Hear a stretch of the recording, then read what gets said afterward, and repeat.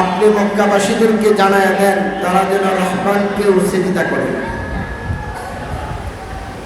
আল্লাহর নবী সাল্লাল্লাহু আলাইহি ওয়াসাল্লাম মক্কার লোকদেরকে ডেকে ডেকে বলে, ও মক্কার লোকেরা, রহমানকে সিজদা করো।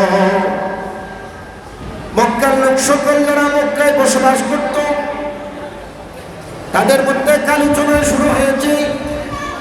আব্দুল্লাহ ছেলে মুহাম্মদ এতদিন বলেছে এক আল্লাহ ছাড়া আর কাউকে সিজদা করা যাবে না, এখন আবার বলছে আল্লাহর সাথে সাথে রহমানকেও সিজদা করতে। তারা বলছে মালিক রহমান। এই রহমান আবার কি? রহমানের পরিচয় কি? প্রশ্ন করেছে কাফেররা আল্লাহর হাবিবকে। আল্লাহ তাআলা কাফেরদের কথার সংক্ষিপ্ত জবাব দিয়া কোরআনে আয়াত নাযিল করে দেয়, কুল ইদুল্লাহ বিদুর রহমান আইয়াম্মা তাদউ ফালাহুল আসমাউল হুসনা ফাদউহু বিহা। আল্লাহ পাক রব্বুল আলামিন বলেন, হাবিব আমার, মক্কার লোকেরা প্রশ্ন করেছে আপনাকে রহমানকে, আপনি তাদেরকে জানায় দেবেন উলিদুল্লাহ আবিদুর রহমান। আমার আল্লাহ তাআলার প্রসিদ্ধ ৯৯ নাম রয়েছে, তার মধ্যে অন্যতম একটি বরকতি নাম হলো রহমান। আল্লাহর আরেক নাম রহমান। আল্লাহ তাআলার প্রসিদ্ধ নাম ৯৯টা। ছাত্র ভাইরা আমার দিকে তাকাও। শিক্ষক কোন হুজুর আছেন এখানে? আপনি এই জায়গায় বলেন।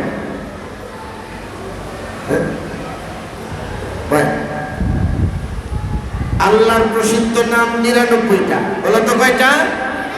কথা না বললে তো হবে না। কথা বলতে পারো? হ্যাঁ, তাহলে বলো আল্লাহর প্রসিদ্ধ নাম কয়টা? ৯৯টা। আর প্রসিদ্ধ ৯৯ নামের ভিতরে একটা নাম হলো রহমান। রহমান কার নাম? আল্লাহর নাম। কাফেররা প্রশ্ন করেছে রহমানকে।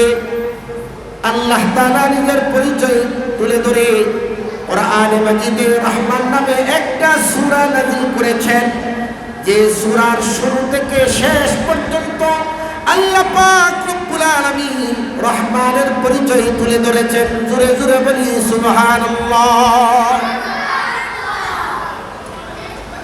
সূরা রহমানের মধ্যে আল্লাহ তাআলা রহমানের পরিচয় তুলে ধরেছেন। কিভাবে? আল্লাহ তাআলা সূরার শুরুতে প্রথম যে আয়াতটা নাযিল করেছেন, প্রথম আয়াতে আল্লাহ তাআলা বলেন আর রহমান। বলো, সূরা রহমানের প্রথম আয়াত কি? আর রহমান। সবাই বলো আমার সাথে কি? আর রহমান অর্থ হলো দয়াল আল্লাহ। আল্লাহর আরেক নাম রহমান। আল্লাহ তাআলার প্রসিদ্ধ ৯৯ নামের ভিতরে অন্যতম একটি দয়াল ও মহব্বতের নাম হলো রহমান।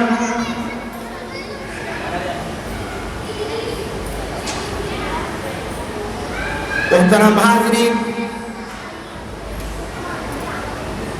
অত্যন্ত বরকতি এক সূরার নাম সূরা রহমান। কত বরকতি নাম! সমস্ত জান্নাতীরা যেদিন জান্নাতের মধ্যে চলে যাবে, জান্নাতের ভিতরে আল্লাহ পাক রব্বুল আলামিন একটি আন্তর্জাতিক কোরআনের সম্মেলন করবেন। উক্ত আন্তর্জাতিক কোরআন সম্মেলনের মধ্যে দুনিয়ার মধ্যে যারা কোরআন পড়তো, কোরআন পড়াইতো, কোরআন মানত, কোরআন ওয়ালাদের পক্ষ ছিল, আল্লাহর জান্নাতের আন্তর্জাতিক কোরআনের সম্মেলনে তারাই হবে সেখানকার শ্রোতা। জোরে বলি আল্লাহু আকবার। আন্তর্জাতিক কোরআন সম্মেলনের জান্নাতের মধ্যে সমস্ত জান্নাতীরা হবে শ্রোতা, আর পয়গম্বররা হবে বক্তা। উক্ত জান্নাতুল আয়োজনের ভিতরে কোরআন সম্মেলনের সভাপতিত্ব করবেন যিনি কোরআনের মালিক, যিনি জান্নাতের মালিক। আমরা একটু জোরে বলি, কোরআনের মালিক কে? জান্নাতের মালিক কে? শুরুতেই আমরাও যখন আজকে ওয়াজ মাহফিল শুরু হয়েছে, প্রথমে কোরআন তেলাওয়াত দিয়ে শুরু হয়েছে। আন্তর্জাতিক কোরআন সম্মেলনে জান্নাতের মধ্যে শুরু হবে কোরআনে মাজিদের তেলাওয়াত দিয়া। সর্বপ্রথম তেলাওয়াত তিনি করবেন আল্লাহ পাক রব্বুল আলামিন পৃথিবীতে যাকে সুর সম্রাট করে সৃষ্টি করেছেন, যার সুর শোনার জন্য সমুদ্রের মাছগুলো পর্যন্ত কিনারে চলে আসতো। দুনিয়ার কোনো সুর নয়, একজন পয়গম্বর হযরতে দাউদ আলাইহিস সালাম, হযরতে দাউদ আলাইহিস সালামকে জান্নাতুল আদনে সর্বপ্রথম কোরআনে মাজিদের তেলাওয়াত করে মাহফিল শুরু করবেন। দাউদ আলাইহিস সালাম প্রথমে সূরা রহমান দিয়া তেলাওয়াত শুরু করবে। জোরে জোরে বলি সুবহানাল্লাহ। হযরত দাউদ আলাইহিস সালাম তেলাওয়াত করতে থাকবেন। আল্লাহ পাক রব্বুল আলামিন ডেকে বলবে, দাউদ তুমি এবার থামো। কোরআন এবার যার উপরে নাযিল করেছি, যিনি কোরআনের জন্য মাতৃভূমি ছেড়ে হিজরত করেছে মদিনায়, কোরআনের জন্য যিনি প্রাণ শহীদ করেছে, কোরআনের জন্য মাথায় লোহার কড়া প্রবেশ করেছে, কোরআনের জন্য কত অপবাদ আর কষ্টই না তিনি সহ্য করেছে, এবার তিনি কোরআনে মাজিদের তেলাওয়াত করবে।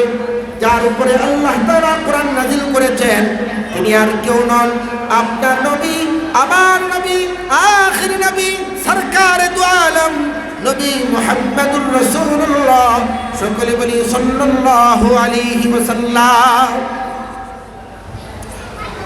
মুহতারাম হাজিরিন, আল্লাহর হাবিব সাল্লাল্লাহু আলাইহি ওয়াসাল্লাম তিনি সূরা রহমান থেকে সেখানে তেলাওয়াত করবেন। সর্বশেষে আল্লাহ পাক রব্বুল আলামিন নিজেও কোরআনে মাজিদ জান্নাতীদের সামনে তেলাওয়াত করবে। সমস্ত জান্নাতীরা যখন জান্নাতে চলে যাবে, জান্নাতের মধ্যে জান্নাতীদের কোনো তৃষ্ণা পিপাসা থাকবে না। তবে হ্যাঁ, একটা তৃষ্ণা থাকবে। দুনিয়ার মধ্যে আল্লাহ তাআলা তো নিয়ামত তিনি দিয়েছিলেন, আমাকে যিনি বানালেন, জান্নাত যিনি বানালেন, সেই রব কোথায়? আল্লাহ তাআলাকে দেখার জন্য তার তৃষ্ণা এবং পিপাসা থাকবে। আল্লাহ নবী বলেন, ইন্নাকুম সাতারাউনা রাব্বাকুম কামা তারাউনাল কমার লাইলাতাল বাদর। দুনিয়ার জমিনের মানুষগুলো আকাশের চাঁদকে যেভাবে দেখতে পায়, আল্লাহর জান্নাতের ভিতরে জান্নাতীরা আল্লাহ পাক রব্বুল আলামিনকে একইভাবে দেখতে পাবে। সুবহানাল্লাহ।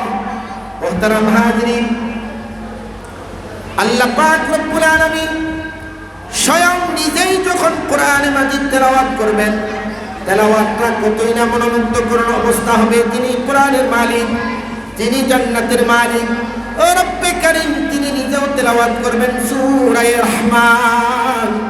তবে আমরা পড়ি আর রহমান আল্লামাল কুরআন। আল্লাহ পাক নিজেই যখন তেলাওয়াত করবেন তখন এভাবে পড়বেন না, বরং তাফসীরে এসেছে আল্লাহ পাক নিজেই পড়বেন আনার রহমান, আমি রহমান। জোরে বলি আল্লাহু আকবার। আল্লামাল কুরআন খালাকাল ইনসান। মুহতারাম হাজিরিন, আজকে ইসলাহি মাহফিল হলেও আশপাশে এত উলামায়ে কেরাম হাজির হয়েছেন, সকলকে সময় দিলে দুই এক রাত্রে ওয়াজ শেষ হতো। কাজেই তারপরেও একেবারে উল্লেখযোগ্য যিনারা এসেছেন, আমাদের কালিয়াকুরের রত্ন, বিশেষ করে আমার বন্ধুবর, আমার পিতা যিনি আমার পাশে বসা, আন্তর্জাতিক বক্তা, ওনার শীতকালে কোনো সিরিয়াল পাওয়া আমাদের ভাগ্যে সহজ হয় না। দূরের প্রোগ্রামগুলো তিনি আগে সময় দিয়ে দেয়, যার দরুন এই আনসিজনে কিছু প্রোগ্রাম আমরা পাই। সুতরাং আমি হযরতদের কাছ থেকে আমরা বয়ান শুনবো। হযরতকে আমি বেশি সময় দেওয়ার জন্য আমার আলোচনাকে আমি সংক্ষিপ্ত করছি। আরেকটি বিষয় হলো, ইতিমধ্যেই যিনি রাজনৈতিক ময়দানে, ইসলামী রাজনীতির প্রতিষ্ঠার লক্ষ্যে, ইসলামী খেলাফা প্রতিষ্ঠার জন্য তিনি কালিয়াকুরে ইতিমধ্যেই ব্যাপক কাজ করছেন। ওলামায়ে কেরামদের মধ্যে, সাধারণদের মধ্যে ইতিমধ্যেই তিনি ব্যাপক প্রচার প্রচারণা চালাচ্ছেন। আশা করছি আল্লাহ তাআলা কামিয়াব করবেন। তিনি আর কেউ নন, আমাদের অত্যন্ত কাছের বন্ধুবর মুফতি আনসারুল হক মিজান, আমার দোস্ত। আগামীতে কালিয়াকুরের এক